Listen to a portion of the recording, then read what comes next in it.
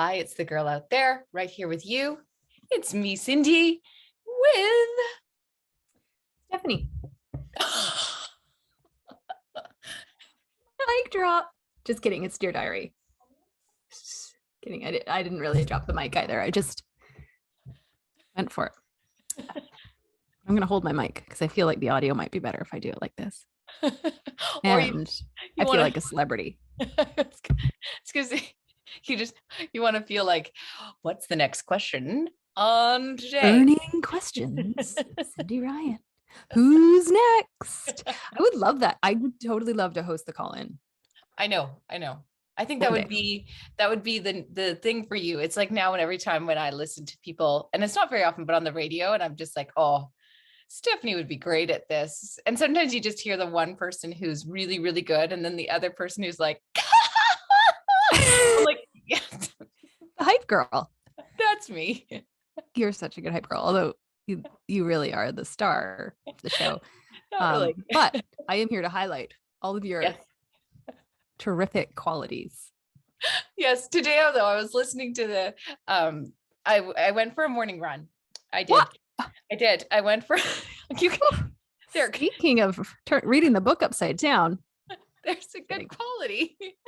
I went for a morning run and I got back in the car. They were talking on the radio about the woman was repurposing her grandfather's ring. And they were discussing this on the radio, and she was saying how she'd gotten her grandfather's ring and she was going to repurpose it into a pendant for herself. And how then when she got it, she realized that that was maybe not a good idea, because then it really didn't fit anymore for what it was. And I was thinking like, oh, that's a risky thing. You have this special thing that's been passed down and you melt the gold. I mean, people can have their own thoughts on that. I'm not judging it. I was thinking it myself, like, oh, okay, you've gotten this handed down. And so then the person who done it said, after I did it, I realized this was no longer what I had realized, what it was. Yeah. So anyway, they were going back and forth on the conversation. And then the other one said, well, maybe you just have to repurpose your thoughts. And they had this aha moment. She said, do you think anyone's ever used the word repurpose like that? You could see the two of them just like, oh, so proud, so proud of their discovery. Yes. You use repurpose thoughts? How would you, if you wanted somebody to think a different way, what would you tell them to do? Yeah. Yeah. Same. But the thought of the two of them just like, oh my gosh, this is an Oprah moment. We have repurposed. I have a feeling there may have been some listeners that have said that about us also. I know. When we think embarrassingly really brilliant. We are so brilliant. Yes. So tell me about your week. What's going on? What's new in the world of Cindy? Well, because it's been a while. I feel like we have not had our chats. Things have been stretched out. What has happened? One, just to give a shout out to you, I just started my dandelion face serum. Loving it. So really excited for that. I really need to give a shout out for all the things. I'm so excited for them to be coming. I've also been trying my everything balm, which I'm really excited about. So that I got bit by a dog. Now we were chatting about your dog bite. It's not the first time you've been bit by a dog.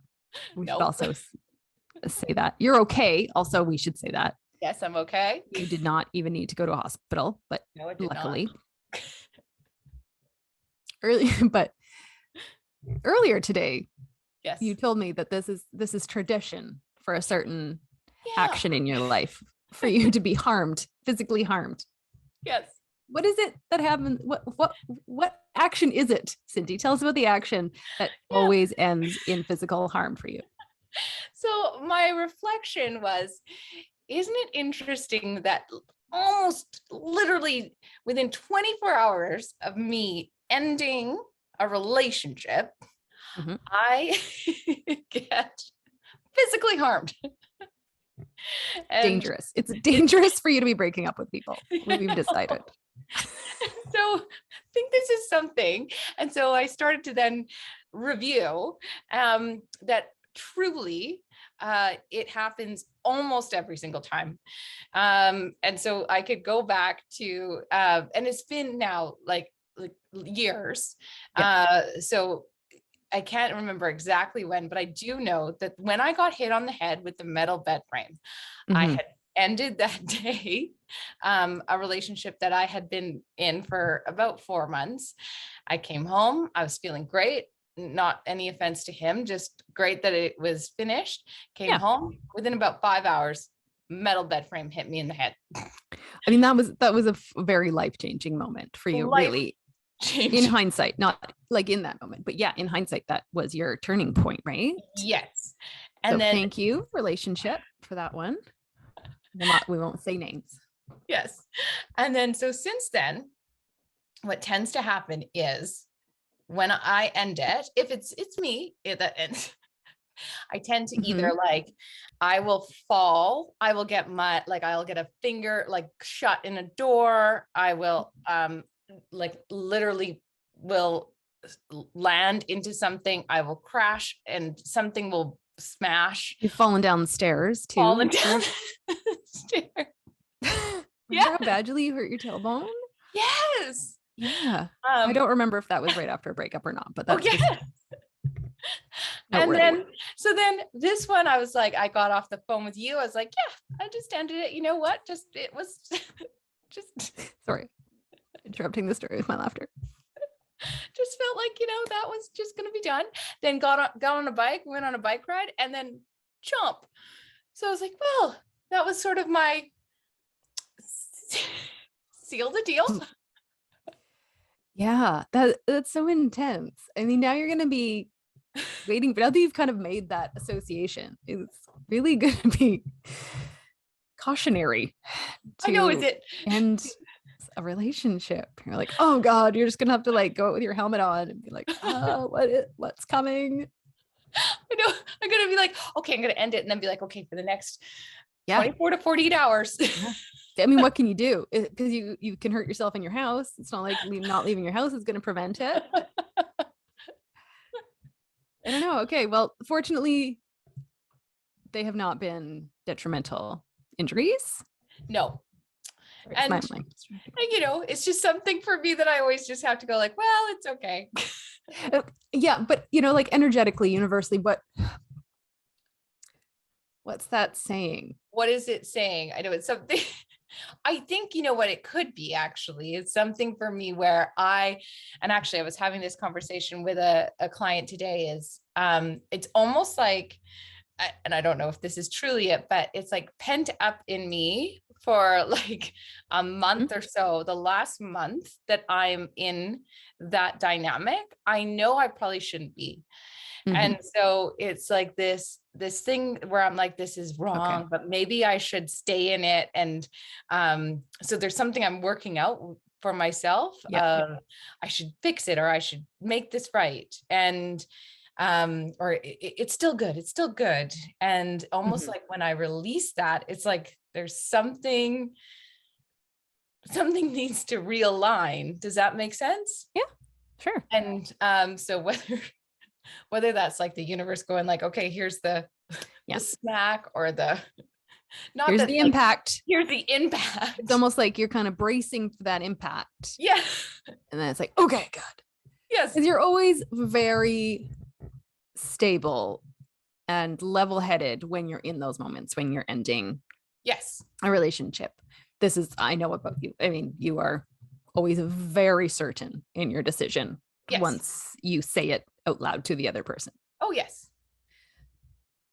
So yeah, I don't know, because maybe like you say, maybe it's just that you need that jolt to be like, yep, okay, that was too smooth. We're just gonna jolt out all the extra stuff that wasn't really aligning. Yeah. Because it always surprises me when you said you've ended a relationship, because mere hours before, generally you're not indicating there's any problems or issues or red flags. Usually it's often the opposite. Like, no, that's not red flags. there's this and this, but it's good. It's good. It's really good. And then hours later, you will be like, and so I Did it? that. I'll be like, what? I was just like totally just hyping him up. Okay, all right, we're off that train now. Buckle up. Okay. Need to get on another one. Yeah. So I do find it quite fascinating how you process the end of a relationship. I know this is the thing I think too, which is interesting. Even when you were saying like, let's talk about things that you love, right? Mhm. And maybe this is how we segue into that. Like Okay. I do feel, and we can talk about how I end a relationship. Because listening You to love hearing hearts break in front of you. Is that what really gets you excited?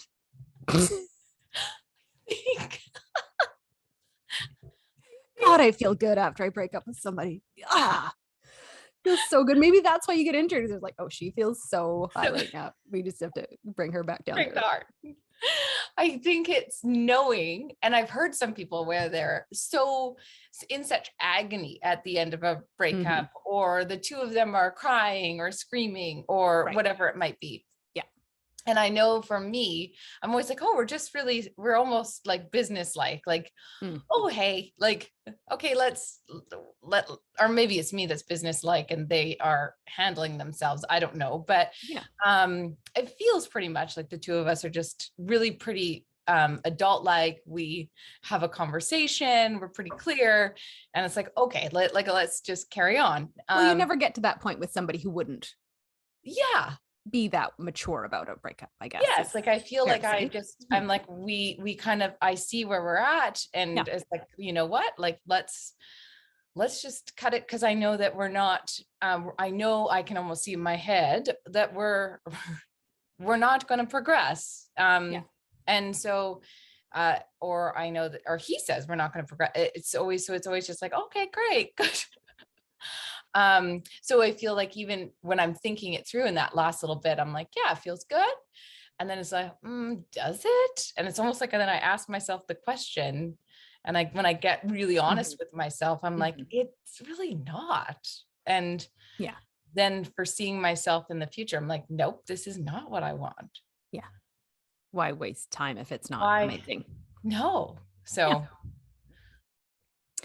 But yes, I liked your segue, because today's Bliss Space morning text was to acknowledge what, I'm not saying it in your words, acknowledge what you love. What is it that you love, and write it.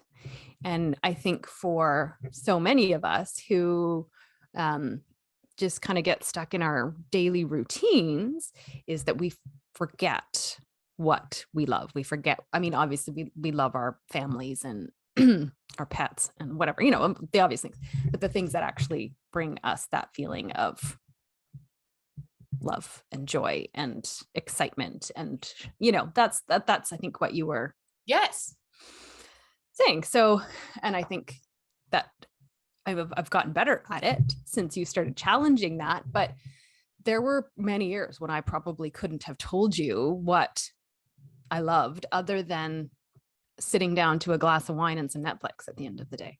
Yeah. Really, it's not that lovable. It's enjoyable. It's relaxing. But yeah.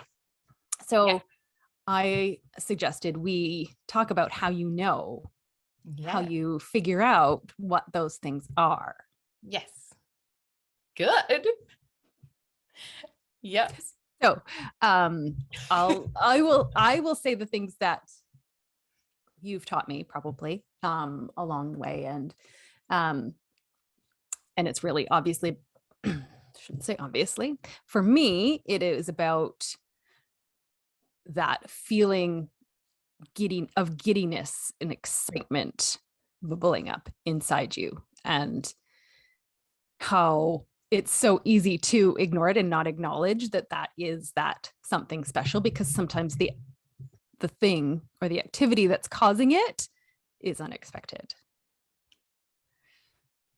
So, and then the other thing I think I read this one in a book you recommended was, if you don't know what brings you happiness and joy and love, close your eyes and imagine yourself in that state, that, falling in love state, or just sheer joy, or put a massive smile on your face.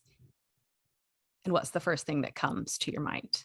Yes. Is the other thing. So that was a one that I have not spent enough time playing with, but I have found a few the other way. Yeah. Yeah. So and then the other thing is, of course, writing them down. And then it's amazing once you start writing all the little tiny itty bitty things. Like you always say at the end of every podcast, it's all the little in between moments that really are what it's all about. And it's so true. Like once you get going with that list, it's like, oh, that sound of pencil on the paper. God, that's just joy, right? Like, Yes. So anyway, I thought maybe you might have some suggestions to people who may be feeling like I do, or have, in that you're like, yeah, I have time for myself now.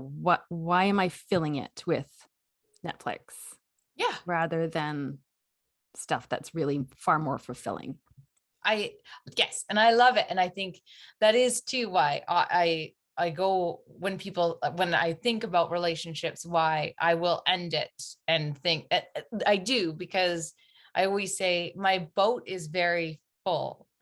And and I don't mean that in a way that seems like my boat's so full, but everything in my life is perfect, so and I'm perfect, surrounded like, by love constantly. Yeah. But it's like my boat's full, and it's hard to keep it steady. So if this other person isn't going to add to that boat, then you got your own boat. It's good. Like, I think that's been my idea, right? Like, so if let's just keep this boat. And lovely metaphor.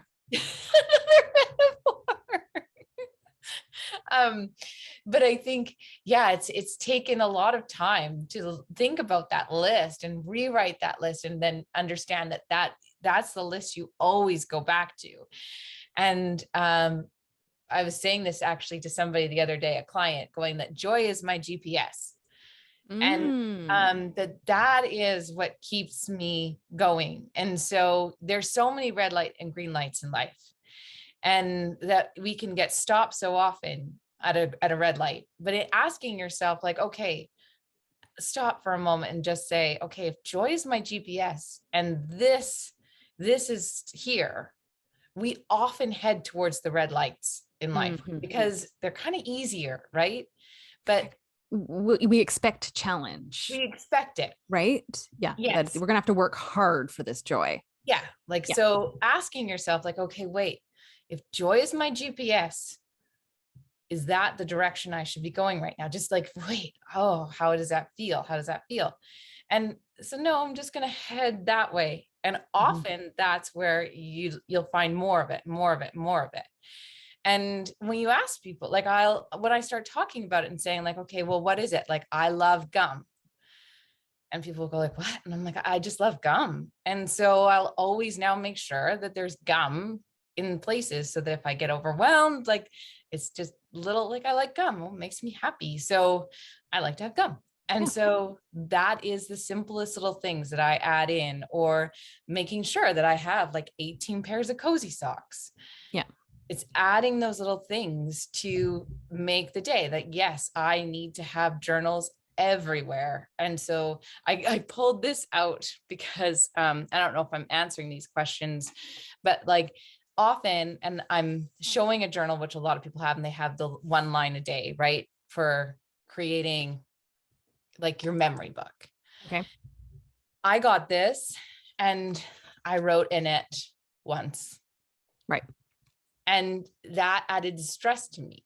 Right. Because I was like, I can't, like, I think I've written in it one time. But knowing, because I was like, oh my God, I have to complete that. Like, then and then I felt shame and guilt that I wasn't, what? Yeah. And it's like, oh, it's 1 line a day. You can, like, that's easy. Having like just blank papers with nothing seems simple to me. Like, then if I want to do it all, so it's like releasing rules to me feels so much easier. Do you remember when you gave me a journal, my first journal? It was Christmas time and you gave me a pair of Coley socks and a journal. And I Yes. was Oh, like, yeah. this is so thoughtful. Can I put my to-do list in it? Yes. Oh, yes. Because I don't journal. That's not my thing. Yeah. And because I always felt like, okay, you have to do it daily. You have to express this, this, and this, and you have to fit it into your daily routine. You're gonna have to get up early every morning. You're gonna stay up late every night.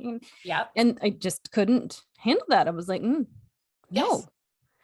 And but now, like, say I've got one in the kitchen, I got one by my bed, I got one by my desk, and it's everything. It's not like, sometimes it's a list, rarely now, but it's just, and I don't care what's in it or if the date is on it. I do always write the date, but I never go back and read it. No. Like, I might be flipping through to get a blank page and something will catch my eye and I'll be like, oh, Yeah. I know what that was about. No idea, but I stopped to read it and that's nice. Like, yeah. Anyway, so I hear that on the, like, it's so much of what society is telling us what joy is actually just creates more pressure on us. Pressure. That, yes. Yes. Makes us not want to do it. And then we just get lost in our phones or screens of some sort, generally speaking. Yes. So yeah, I do find now, like, I don't have time for the screens anymore. Yes. Because I'm often just too busy doing the stuff that makes me really happy. I shouldn't say that. That has come over years. I shouldn't make it sound like I am perfect. I love TV. There's nothing wrong with TV. This is great. So I'm not dissing any of the TV watchers out there. There's definitely a place and a time for that stuff, and I'm all for it. But yeah, I find myself being like, why am I watching TV? Like, this is yeah. I could be learning about a flower or a plant, or I could be massaging my own feet, or like those kinds of things. But I think I don't think it is that I think that's the thing where I say, like, I don't watch it. And it's not to say that one is greater than the other. It's that your life, it goes into a different space. And I am the same. And obviously I do, me, I'm on Instagram and still when I look at it, the reason I can't grow on there because I'm not on there. And I don't, but then I'm like, whatever, it's fine. Yeah. But I'm not worried. I look at all these things, and yes, I think the biggest thing I've learned for myself is, yes, to continue to grow and learn, like you're saying. I don't really follow any rule. And other than like the learning I've done for energy or things like that, I try to instill some rules that I think are important for myself. But even with that, I don't follow any rules. Really, I go with whatever I hear. And I think there's so many pressures now of people, like, you have to be spiritual or you have to, right? And then there's so many pressures on that. Like, why? Like, just gotta meditate. You gotta do the yeah. And that's it. And it just takes all the joy right out of it. You're like, okay, it's my time of the day where I have to do that meditation or whatever. Yeah, no. I am definitely in that phase because I'm like, I need to meditate more. I need to meditate. I know I need to meditate. I should, like, I've been saying that for probably 2 years.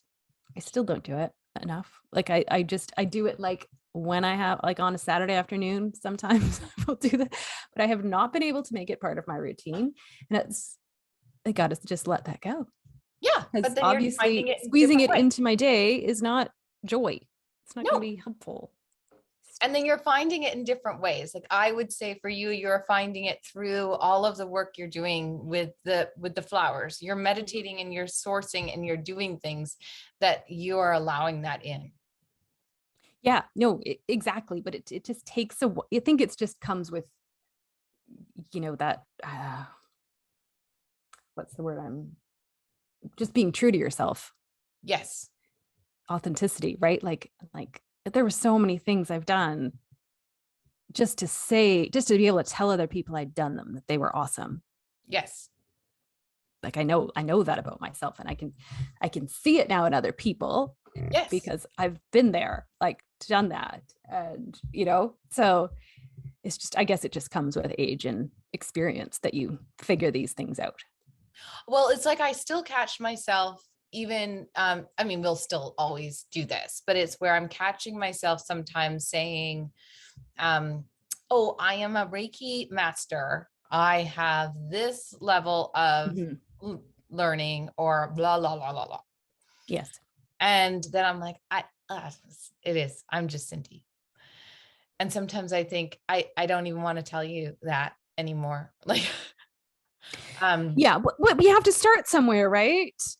Yes. How you start expressing who you are. For people to get to know you, you have to say something. You have to title yourself. You have to title yourself, right? Yes. Or I'm a yogi, I'm a foodie, I'm a whatever, yeah. Right? Like, all those are words that I hate, by the way.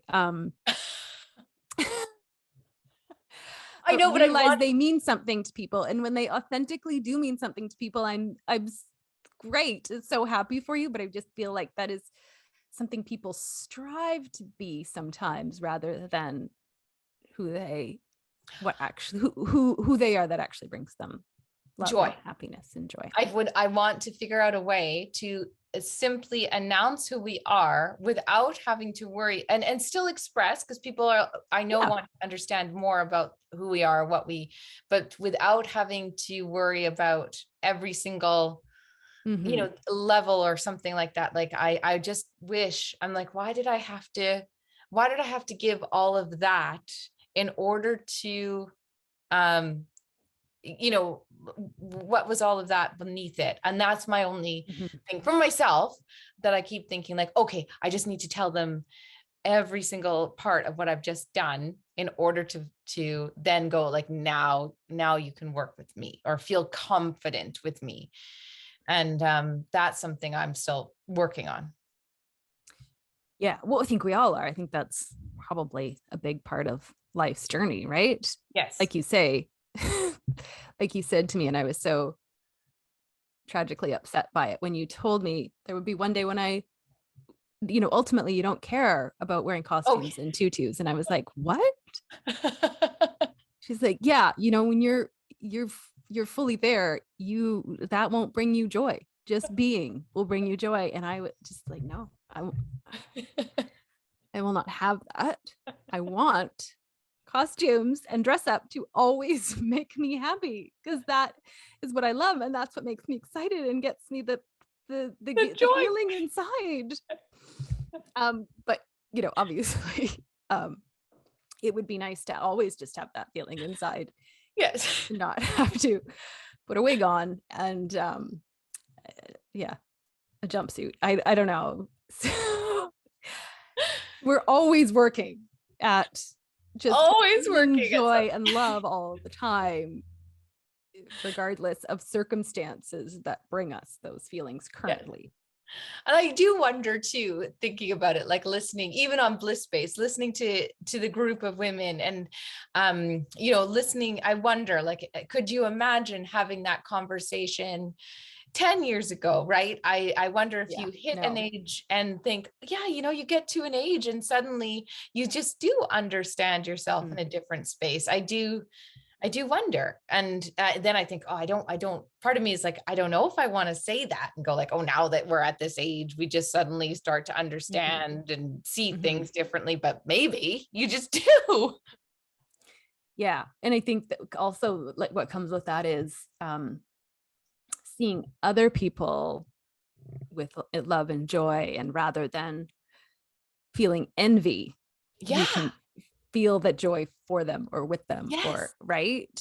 There's so much of that happens where somebody else's joy makes you joy. So excited. I mean, you're always very good at that. You are everybody's number one cheerleader, which is why your phone never shuts up. just everybody just wants to tell you their good news all the time because you are always have the best reaction. So you are that person to many, many people. No, I mean, I think I do think that is why I finally feel like I'm in the best role. For me, it feels like this finally, it fits me, right? To be able to. But you couldn't have done that when you were 24. Oh no. Right? No.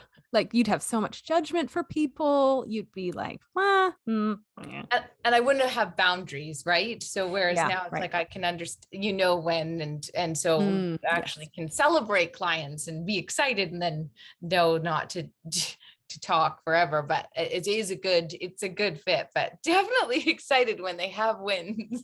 Oh, you are. Yeah, you are the best cheerleader, and cheerleader. Next to me at running races. Yeah. Yes. But it is a really great conversation, because I think so often, and now sitting outside of it, I and hearing people who are really wanting to feel that way or don't know how to get in. And I think in Bliss space, lots of people are working through this, right? Having had the daily reminders or the focus or things. Yes. But a lot of people don't always have that, like, the steps or the little bits. Of course.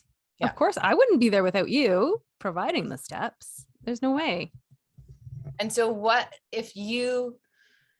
was your main, do you think was that 21-day meditation your first opening? Yes. Yeah. That was the first time I journaled. Yeah. And got to experience the benefit of it. And when I was done, I didn't want to journal at all afterwards, because that was intense for me. Yeah. But that was during the early stages of lockdown. Yeah. And so if I didn't have that, I don't know, how I would be doing. Like, I really think that was the opportunity for life to quiet down. And I think that's ultimately what it is for me, and is that I just never let myself quiet. Yes. Right. Like, you just, you're busy mom, you're trucking kids everywhere, you're going to work, you're making the meals. It just never really seems to stop. And I never really felt worthy of prioritizing my own time. So I needed that 21-day meditation for me to be like, I am going upstairs to do my meditation. I'm closing the door, and this is what I'm doing. Yeah. Nobody gave a shit. Like, my kids were like, yeah, whatever. Husband's like, yeah, okay, sure, whatever. Like, no, I'm saying that in a kind way. Miss me. Yeah. They weren't like, where's mom? She's neglecting me. Like, yes. They were like, oh, great. Okay, cool. Like, it was very neutral. I'm like, why don't I do this all the time? Like, why don't I just excuse myself from the hecticness of households and routines? Just prioritize it. Yes. So that was the turning point for sure. Yeah. Yeah. And then really starting to discover all the other part, right? Like, I think it is an interesting thing. I don't know. I can't really pinpoint exactly when it was for me, right? Like, I think I probably have always had like an elf-like personality. Right. But was I But you masked it. Yes. But was I very tuned in? No. Right. And so I think it was, I'm trying to think, was it just so people really, like, I'm trying to figure out a way to actually say, like, what would be a turn point.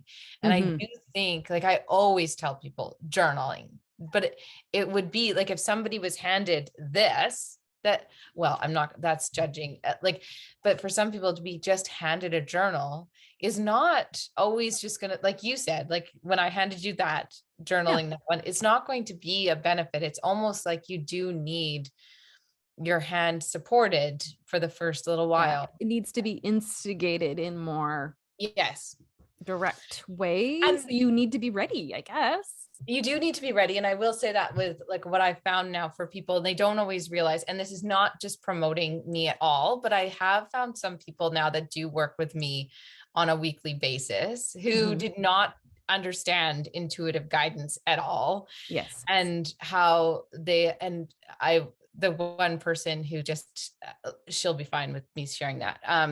She'd said, how she's worked with counselors and so many people, and how, you know, the one person now who she's like, I had no idea that you, it's like you actually can see me. And I hear that from a lot of people. And so, you know, her being able to do the work, and you know, she had just said, I'd said, you know, try going up into an energy elevator. And connecting with yourself in an energy elevator is the way I, you know, me and metaphors. And but very scientific mind, this person, very, and so it's something I try to explain to people all the time.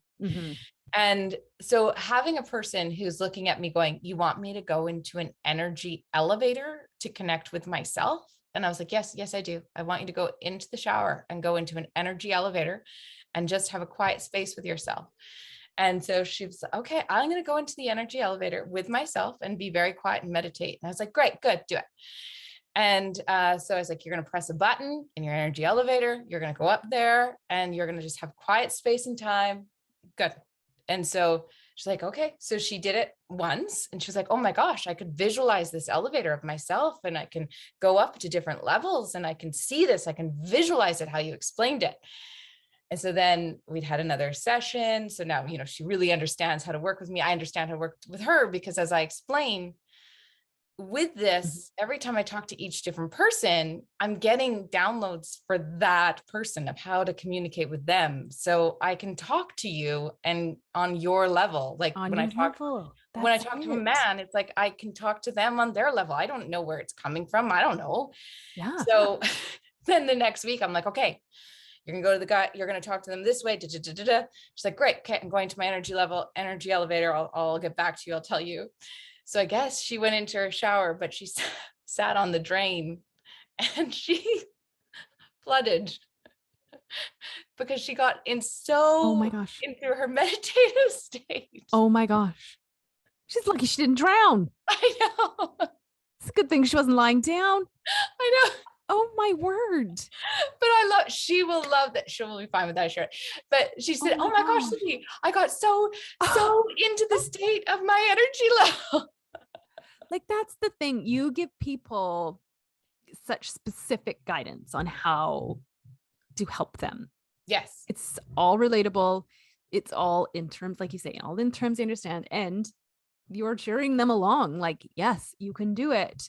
Whereas if you brought that information to, you know, a typical clinician or therapist, well, they can't. Like, yeah. Oh, good. Yeah. You know, like the energy side of it is often missing in those cases, right? Yes. It's more what they learn from textbooks and professors and whatever. Like, this is such a gift. Anyway, well, and I've gone on and on about this so many times that it's I think we've talked about, like, I work with a lot of therapists myself, right? And so they come to me because they, and I mean, that's because, and so they can't do that because they have been trained in a certain way, and I understand it. I understand why they can't share that. But it is, I can't explain the way it works. I just know that this is how it works. Yeah. I mean, I think that's a whole other podcast, and how we get to how Cindy is the only therapy you will ever need.